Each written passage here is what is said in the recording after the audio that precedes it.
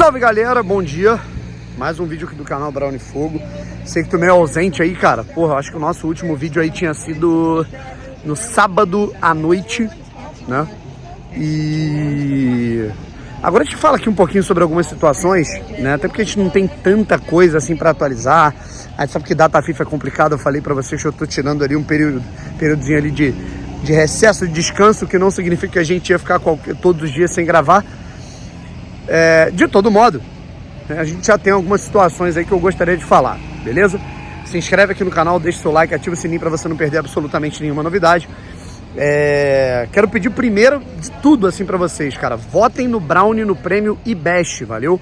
Prêmio IBEST, Brownie, top 10 criadores de esporte, valeu? Influenciadores de esporte, eu quero ganhar, irmão. Ano passado eu fiquei em 6º, 5º lugar, esse ano eu quero o pódio, meu parceiro. Então, vota, tá aqui, ó, descrição, vota na gente, na moral, rapaziada.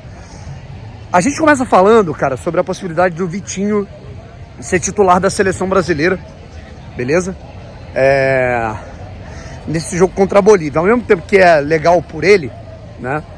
É foda, né? Porque a gente tá falando de um jogador extremamente importante pro aspecto defensivo do Botafogo, podendo ser titular numa partida durante 90 minutos, a praticamente 4.000 metros de altitude, faltando 2 dias para ele entrar em campo contra o Vasco, num jogo de quartas de final de Copa do Brasil. Então, se isso não é uma situação pra gente se preocupar um pouquinho, né? Mas enfim, vamos rezar para que ele fique bem. Até porque o Vitinho tem pulmão. Acho que tem uma coisa que ele tem, é isso. Botando o microfone aqui porque tá tocando a musiquinha, eu não quero perder minha monetização, rapaziada. Mas assim, cara, vamos aguardar, né, cara, pra ver o que esse jogo entre Brasil e Bolívia nos proporciona. E não só Brasil e Bolívia, né, porque a gente vai ter o Savarino em campo pela Venezuela mais uma vez, e o Savarino vai ter que jogar a Vera, né, porque é um jogo da seleção venezuelana que vale a vaga na Copa, né. Então, obviamente que o Savarino vai colocar a intensidade máxima nesse jogo, né.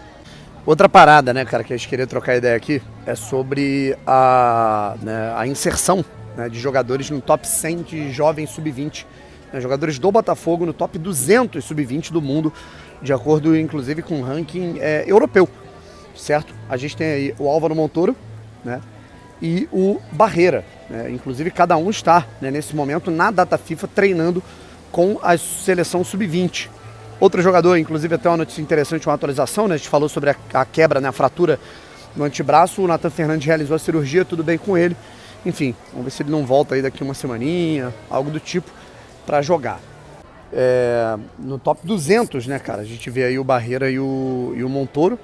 E, cara, uma parada que eu acho interessante é porque são 2 jogadores que eles não são formados na base do Botafogo, né? O bônus disso é que o Botafogo ele tem um planejamento justamente de ter, né? O Alessandro Brito já falou isso numa entrevista.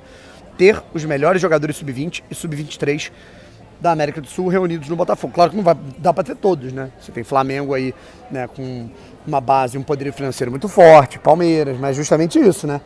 Base, né? Quando você forma esse atleta desde o berço, você, né, não precisa apenas ficar gastando dinheiro, né, contratando o jogador do Vélez, do Júnior Barranquilla, o próprio Nathan Fernandes, que é um jogador sub-20, o Botafogo foi buscar no Grêmio, o Cuiabano é um jovem jogador sub-23 que o Botafogo foi buscar no Grêmio, e assim vai, né? Então, assim, ao mesmo tempo que é interessante o Botafogo ter essa ideia, né, de pegar jogadores jovens, projetar, vender, se tornar um clube formador, né, é óbvio que seria interessante o Botafogo também começar a formar, né, do berço, sem precisar comprar. Agora, uma parada que ela é importante também, né, um parênteses, no momento que a gente estava gravando aqui, né, vem a notícia de que o Botafogo, né, o John Textor se aproxima do Evangelos Marinakis pelo acordo financeiro, né, para recomprar, né, digamos assim, o Botafogo, aquela mesma história de sempre, tá?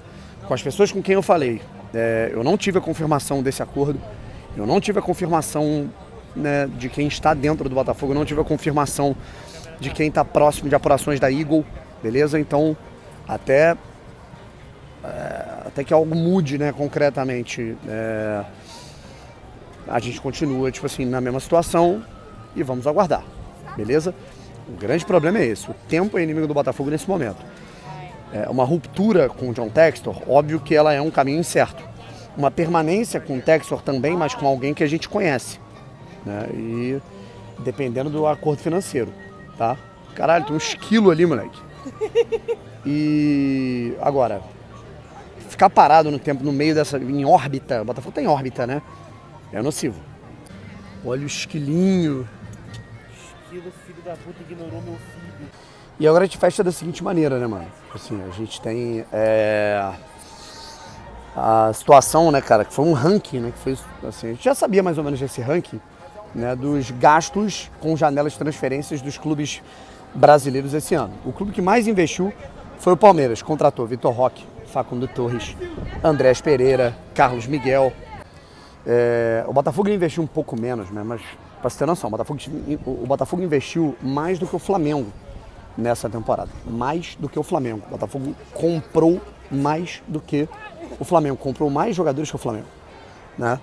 O Flamengo contratou Samuel Lino, o Flamengo contratou Jorginho, o Flamengo contratou Saul, né? Beleza que tem um atrativo de se jogar no Flamengo, estando livre no mercado, né? Acaba sendo um movimento natural. Danilo, Alexandro, Saul, né? Como por exemplo foi um movimento natural do atrativo de disputar uma competição importante para o Alex Telles, né? Que chegou livre no mercado para o Botafogo, o próprio Barbosa, né? Esse é um mérito, assim, é um mérito do Botafogo nos últimos anos justamente trazer jogadores baratos. O Igor Jesus, custo zero, né? E aí esse ano o Botafogo ligou foda-se e gastou 600 milhões de reais. Gente, o Botafogo gastou mais esse ano do que para montar o time de 2024, que foi a máquina que foi. Luiz Henrique, Thiago Almada, Savarino. O Savarino, se você pegar ali o preço, né? O Botafogo ficou tão acostumado a inflacionar esses valores que a galera até confundiu. Pô, o Savarino foi comprado por 13 milhões de euros. Não, gente. O Savarino foi comprado por 13 milhões de reais, né? O Botafogo pagou 50 milhões de reais no Juan Cruz, né? Teve, assim, foram inúmeros, assim, jogadores que você vê aí que são preços exorbitantes. É Juan Cruz, é Nathan Fernandes, o Arthur, né? Então, assim, é muita grana, mano, para um time que é torto. É um time que é defasado em aspectos titulares, é um time que não tem alternativas no banco, tanto é que o Newton, que é até um jogador que faz uma boa temporada, cara, mas é um jogador que era opção no Criciúma, ano passado, que foi rebaixado. E esse ano ele tá virando titular do Botafogo, beleza, mérito dele por evolução, mas demérito pelo aspecto assim, da janela que o Botafogo fez, das duas janelas que o Botafogo fez, sabe? Então, assim, o Mirassol, por exemplo, montou o time que está com a mesma pontuação do Botafogo com 2 milhões de reais, beleza que é a exceção da exceção, mas assim, se no ano passado eu me orgulhei de ver um Botafogo gastando pouco dinheiro e contratando jogadores de muita qualidade, esse ano eu olho para isso, vejo o Botafogo gastando mais que o Flamengo na janela e tendo um time pior, eu fico assustado. E para fechar, cara, a gente teve ali um comentário, né, do John Textor, muito chateado com uma página fez uma publicação, meu trambiqueiro favorito. E aí colocou a foto do John Textor, né? É aquilo, cara, uma página que, tipo assim, porra, sei lá, eu acho que ela nunca imaginaria que o John Textor comentaria isso, né? E aí ela postou ali num tom meio carinhoso, mas, pô, tu chamar alguém de trambiqueiro é foda, né, irmão? Então, assim, o John comentou irritado, falando, pô, depois de ganhar uma Libertadores, depois de amortizar a dívida do Botafogo, quer dizer, amortizar por um lado, né? Por outro se constrói mais. Depois de todos os problemas, campeão da Libertadores brasileiro e vocês ainda não confiam em mim.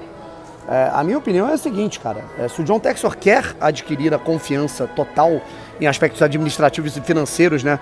Porque o Trambique, ele não tá falando do sucesso desportivo do Botafogo, ele tá falando do sucesso financeiro e administrativo, da situação que é muito incerta. O torcedor do Botafogo hoje, do mais otimista ao menos, ele tá muito, muito, muito preocupado. Ele tá, no mínimo, angustiado com o que tá acontecendo. Tipo assim, caralho, irmão, e aí? A pergunta que eu mais recebo quando eu tô na rua, e aí essa parada, irmão? Porque ninguém sabe direito, né? A gente sabe um pouco mais.